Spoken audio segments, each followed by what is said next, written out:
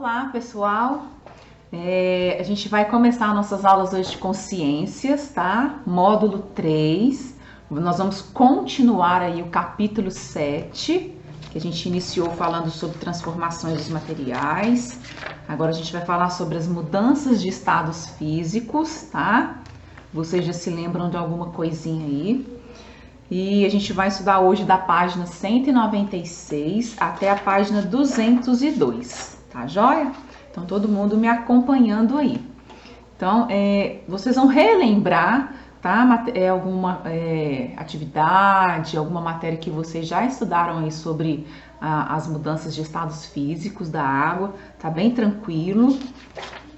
E vocês vão relembrando aí aos pouquinhos, tá bom? Então, como você já estudou, os materiais, eles podem sofrer transformações físicas e reversíveis. As mudanças de estado físico são exemplos desse tipo de transformação. Então, antes da gente começar a estudar essas mudanças, a gente vai relembrar um pouco, né, sobre os estados físicos da matéria. Então, olha só, de maneira geral, os materiais podem se apresentar em 3 estados físicos, que é o sólido, o líquido e o gasoso. Então, vamos lá. No estado físico gasoso, a água ela não vai apresentar forma nenhuma, tá? Então, ela é conhecida como vapor de água. Então, o ar atmosférico, ele apresenta vapor de água.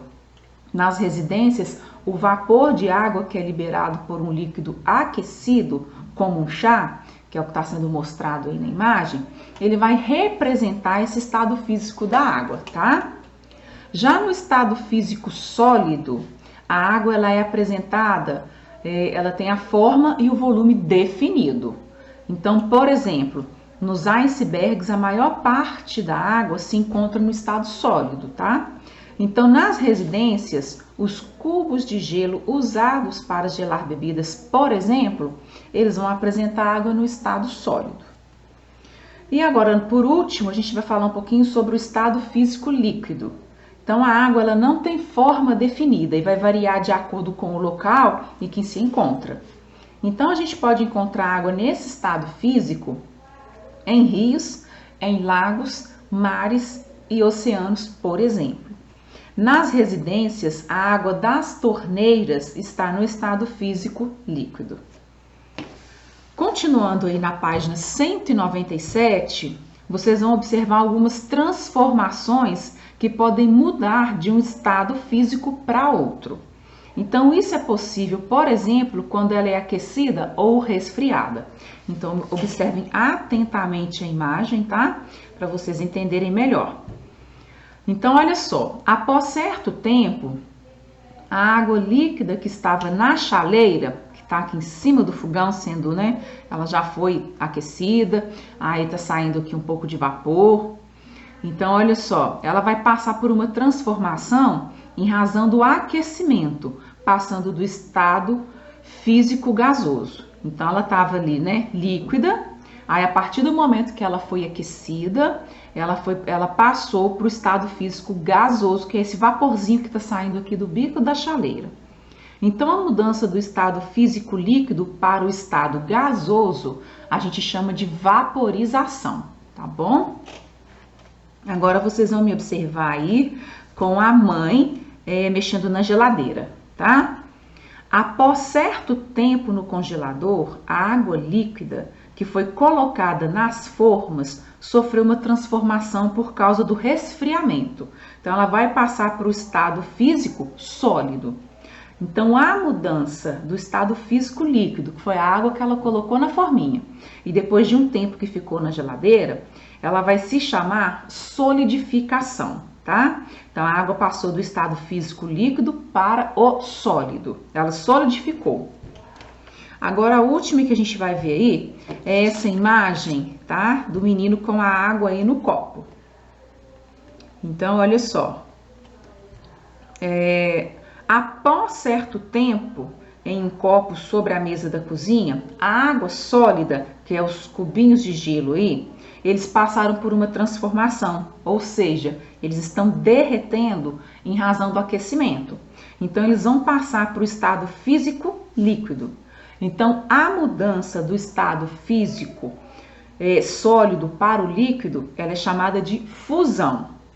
E para a gente finalizar, vocês vão acompanhar aí agora, no cantinho do lado do menino, a água no estado gasoso, que é esse vapor de água, ele entrou em contato com a superfície, correto?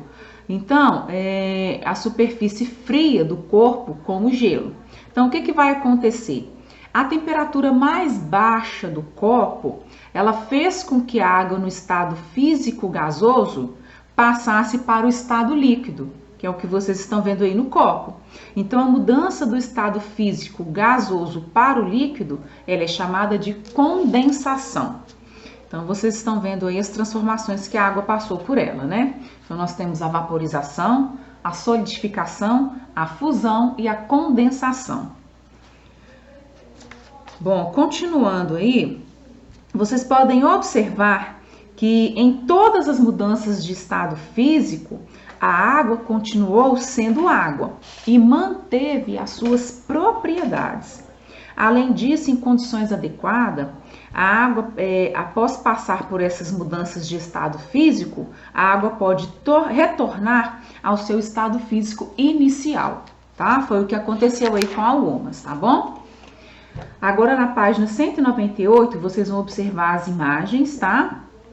Porque a gente agora vai falar sobre as mudanças de estado físico dos materiais que fazem parte do nosso dia a dia, tá? Então, a gente acabou de falar sobre as mudanças do estado físico da água e agora a gente vai falar de outros materiais também que mudam de estado físico. Então, por exemplo, vocês estão vendo a vela acesa. E na outra imagem, vocês estão vendo a vela acesa, porém ela começou a derreter. Então, olha só, o calor que é liberado pela queima do pavio, né, transforma a parafina, que ela vai mudar do estado físico sólido para o líquido. Então, ela estava durinha aqui na primeira imagem. A partir do momento que ela foi aquecida, ela começa a derreter, então ela vai passar para o estado líquido. Então, ao escorrer pela lateral da vela, a parafina líquida se resfria, ela vai esfriar novamente, né? E vai retornar ao estado físico sólido. Nas imagens de baixo, a gente tem um ferro derretido sendo despejado em molde em uma indústria. Então, olha só como é que vai acontecer. Esse ferro aí, ele é extraído do ambiente na forma sólida. Na indústria, ele é aquecido, passando para o estado líquido para ser moldado ou utilizado na produção de outros materiais, como esses que vocês estão vendo aí, que é as barras de aço, tá? Que tá na segunda imagem. Então, a partir do momento que ele foi derretido, ele passa por uma transformação para ser moldado e utilizado na produção de outros objetos, tá? Na página 199, vocês vão ler um pouquinho, um texto que ele vai falar sobre as máquinas a vapor. Então, olha só. Você acha que o vapor da água ele pode ser utilizado para movimentar máquinas? Então, eu quero que vocês observem as duas imagens, tá? E reflitam sobre essa pergunta que eu fiz. É possível, sim ou não?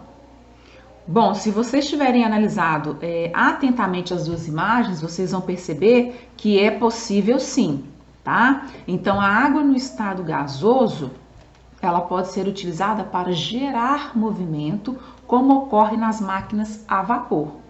Então, olha só, nós temos aí as máquinas a vapor, elas são equipamentos que utilizam o vapor da água para gerar os movimentos. Então, a primeira ideia de uma máquina desse tipo surgiu há muito tempo com o matemático grego Herón de Alexandria.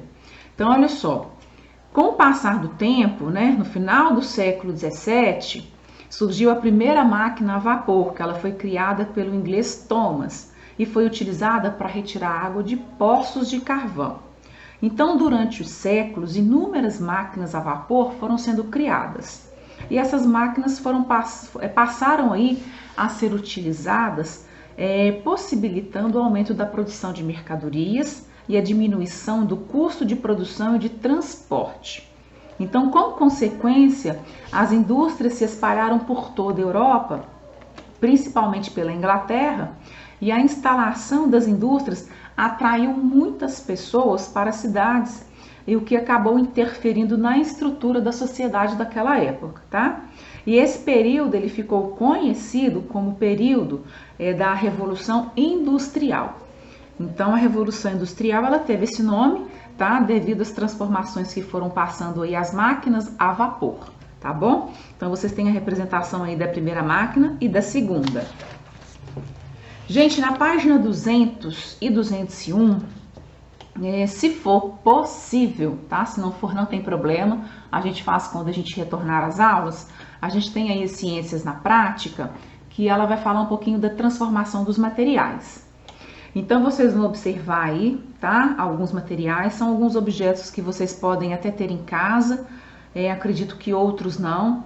A gente vai precisar de copos de plástico, saco de plástico transparente, fita crepe, tesoura com ponta arredondada, vinagre, água, giz, esse giz de escola, né?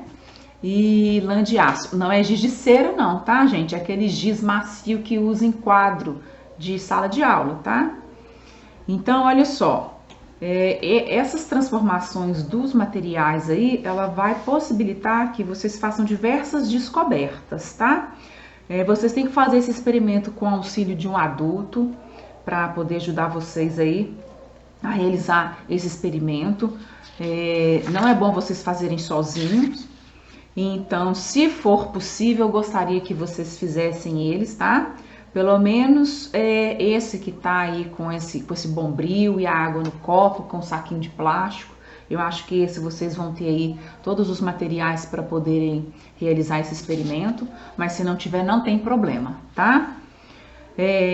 Aí vocês vão ler e ver qual tipo de experimento vocês conseguem fazer de acordo com o material que vocês têm em casa, tá? Bom, para a gente finalizar então o nosso capítulo 7, vocês vão fazer as atividades da página 202. Vocês vão observar a primeira imagem aí, que são as roupas no varal. Vocês vão ler, né, o que está pedindo para fazer e responder as questões da letra A, letra B e letra C. Vai falar um pouquinho sobre a transformação aí, o que aconteceu. Qualquer dúvida, voltem lá na página 197. Na número 2, vocês também vão ter que ler essa manchete. E a partir da manchete, vocês vão responder as questões da letra A, letra B e letra C. Tá ok? Bom, então a gente fica por aqui e até a nossa próxima aula. Tchau, tchau!